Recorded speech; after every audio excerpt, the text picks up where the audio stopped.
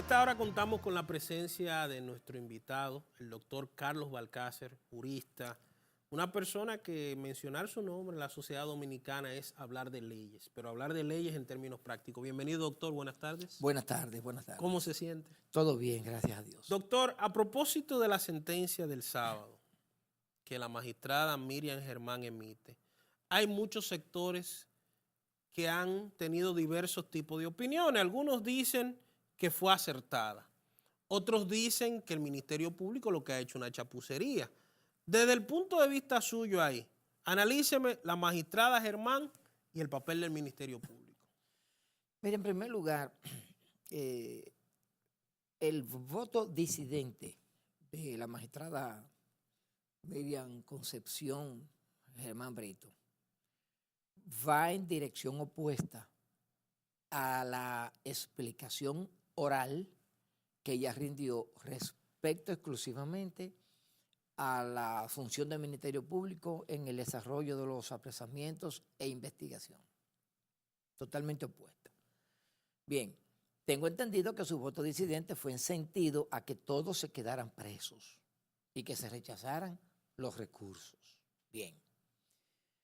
A grado tal de que la propia Germán tocó aspectos de fondo que naturalmente hay que tocarlos, porque es un conflicto que tiene el Código Procesal Penal en cuanto a determinar si el imputado que está discutiendo en ese momento imposición de medida de coerción o de sujeción tiene probabilidades de autoría o de complicidad.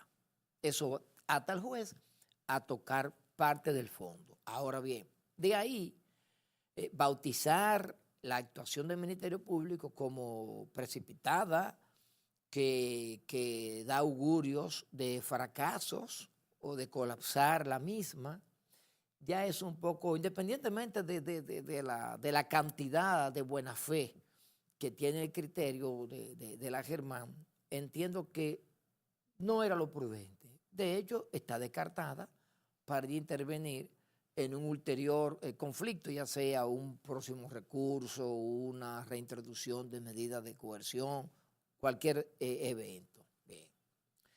También en ese mismo sentido, yo sé que la Suprema Corte de Justicia se las agenció para trabajar menos que lo que ha sido la historia procesal de la Suprema Corte.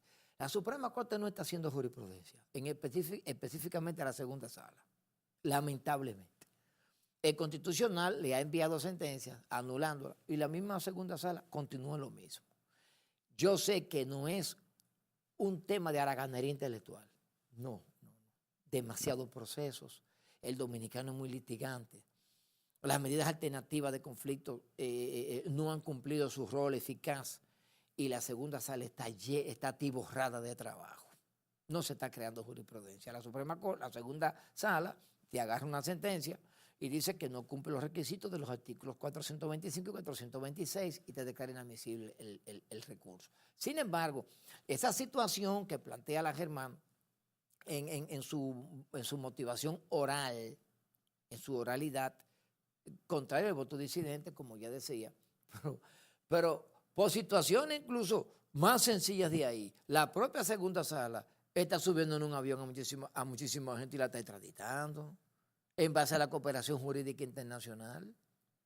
O sea, el hecho de que la documentación que tiene la Procuraduría, y no tengo por qué defender un bando ni a otro, porque entiendo que en la Procuraduría la mayoría de los adjuntos son abogados con capacidad, probados en el ejercicio, y una mínima existencia de 2 o 3 ahí, que gente que inclusive no tienen mérito para estar ahí. Pero hay uno que está subiendo en materia de tradición, que esa persona lo que estaba era pasillando en los tribunales. Se candidateó como 6 veces al colegio de abogados y perdía. O sea, no me explico, por ejemplo, qué busca gente así. Y uno que sube en materia de disciplina también, que estuvo en la provincia. O sea, gente con ninguna formación, pero son los mínimos, felizmente. Esos adjuntos de la Procuraduría y de la Corte No, tienen capacidad y están haciendo un buen trabajo. Como lo hicieron también los abogados de los imputados, que echaron un pleito, una guerra sin cuartel prácticamente. Citaron textos muy buenos, muy oportunos, doctrinas, jurisprudencia.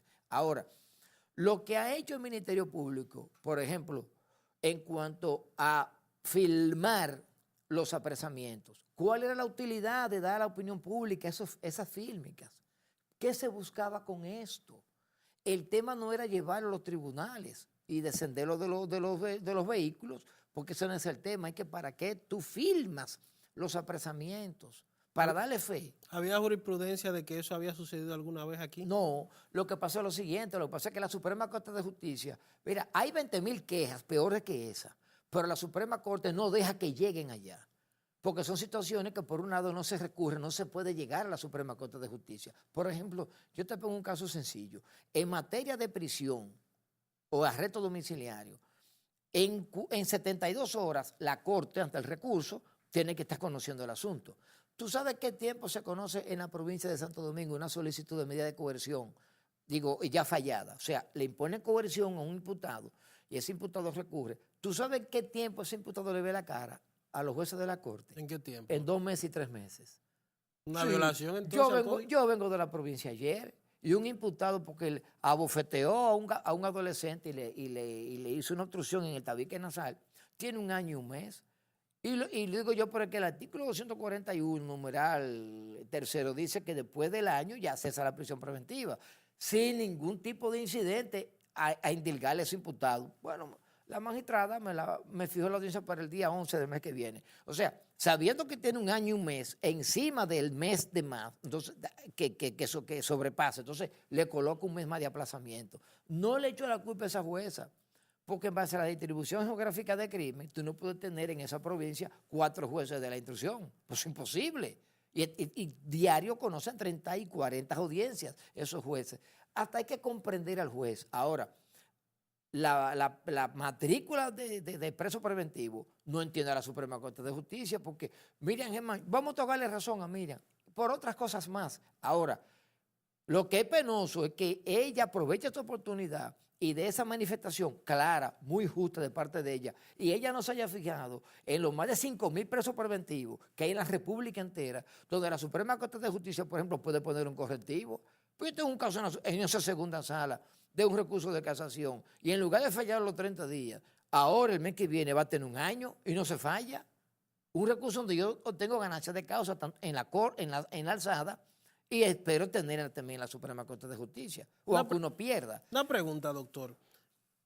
Se ha manejado la tesis, a propósito, insisto en lo del Ministerio Público, que el Ministerio Público hizo un disparate, pero nosotros hemos tenido información, primero, de que vienen fiscales estadounidenses a fortalecer el caso del Ministerio Público, y segundo, que hay una máxima en derecho de que el Ministerio Público no tiene la obligación de presentar todas las pruebas que tiene en la fase inicial. Claro. ¿Qué de cierto tiene eso? Sí, es ciertísimo, pero no solamente que es eso.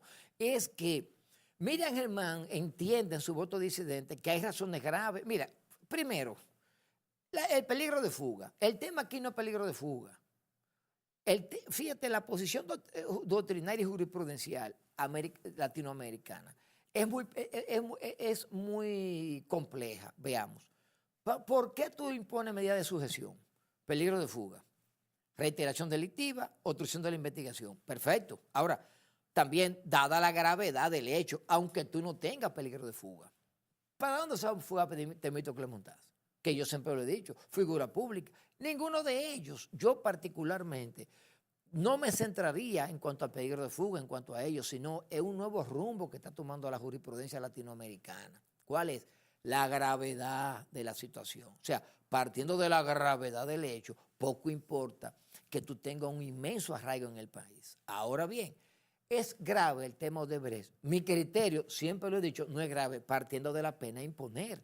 Es una ley que te aplica de 3 a 10 años. Ahora, lo que ocurre es que ha tumbado prácticamente a 3 presidentes, 175 personas latinoamericanas, y andan 2 expresidentes huyendo. Entonces, se le puede dar una connotación de gravedad, y el Departamento de Justicia manda a buscar a un procurador general y le explica la situación que hay en base a la cooperación jurídica internacional. Entonces, tengo el derecho a decir, que el tema es grave por la cantidad mensurada cometida, es decir, en cuanto a los millones de dólares que por un lado se sobornó o que por otro lado se subvaluó o que el Estado no lo percibió, pero la situación es grave. Entonces, ante la gravedad de la situación, donde el único tribunal de América Latina que no ha visto esa gravedad ha sido pero por un lado doña Miriam ve la gravedad, porque rinde el voto disidente, igual que Teresa Gelán Casas Novas. Ella también de un voto disidente, pero disidente en el sentido, creo que de César Sánchez, que por razones de humanidad había que eximirlo del arresto domiciliario, me parece, de la prisión preventiva, perdón, de la prisión preventiva, perfecto. Pero aquí hay presos que se han muerto en las cárceles y la Suprema no lo ve. El voto sagrado y precioso de Teresa Gelán Casas Novas, ese imputado no logra que ella lo lea. ¿Por qué? Porque no se llega a la Suprema Corte de Justicia por ciertos cauces que el mismo Código Procesal Penal, de la mano con la Suprema Corte de Justicia, que intervino en la modificación de la Ley 10 del 10 de febrero de 2015, impide que un grupo de justiciables lleven su real queja. ¿Tú te imaginas a los César Sánchez que hay en la Victoria? Muchísimo. Entonces, incluso imputados con una densidad menos imputacional, vamos a llamarle, vaga redundancia, que el mismo grupo de Odebrecht, pero la jurisdicción privilegiada lo salvó y vieron a un juez de la instrucción especial y en cuestión de horas ya vieron al pleno de la segunda sala represiva. Una cosa, doctor, rápidamente, porque nos está acabando el tiempo. Si está el caso de Alfredo Pacheco, que su recurso fue incluso, fue rechazado. Está entrando la Suprema Corte en un espacio de ilegal por el caso de que ni siquiera la Cámara de Diputados le ha otorgado ya o le ha quitado la inmunidad diplomática. O sea, ¿puede la Suprema ponerle, claro, imponerle esa? Sí, el tema de la prisión. No pueden meterlo preso, pero sí pueden ponerle esa medida de coerción. Lógico, entonces sería un individuo intangible ante un proceso penal, lo que no puede agarrarlo preso. ¿Cuál será su consideración final sobre este caso, doctor? O por lo menos en el momento en el que vivimos ahora, porque eso va cambiando de color. No, ese caso va a ser traumático. Ese caso va a ser traumático. El Ministerio Público lo estoy observando, presentando acusaciones en este año. Y ahí van a haber sanciones, ahí va a haber envío a juicio, y ahí van a haber nuevos apresamientos. Y la embajada norteamericana no se va a quedar así. Llámese la injerencia, lo que sea, como se le llame, no se va a quedar así, porque es una nueva visión con que ese país viene para acá, para estos países que viven de la mendicidad. Hay que estar claro en eso. O sea, la embajada de los Estados Unidos realmente, aparte de la USAID, cooperando, computadora, ayuda, asistencia, al propio Poder Judicial. Entonces, propio doctor, Poder Judicial. En caso de ser hallados culpables, ¿cuál pudiera ser la pena máxima para uno de esos imputados? Bueno, hay una situación que es de lavado, que yo nunca he estado de acuerdo con eso. Porque eso significa amedrentar incluso al mismo espacio judicial. Como es una ley que detrás de 10 años y serán infractores primarios, entiendo yo que si alguno de los imputados se meta inteligente, como lo hizo Odebrecht, lo único que tiene que le quedar el camino de la negociación con el Ministerio Público.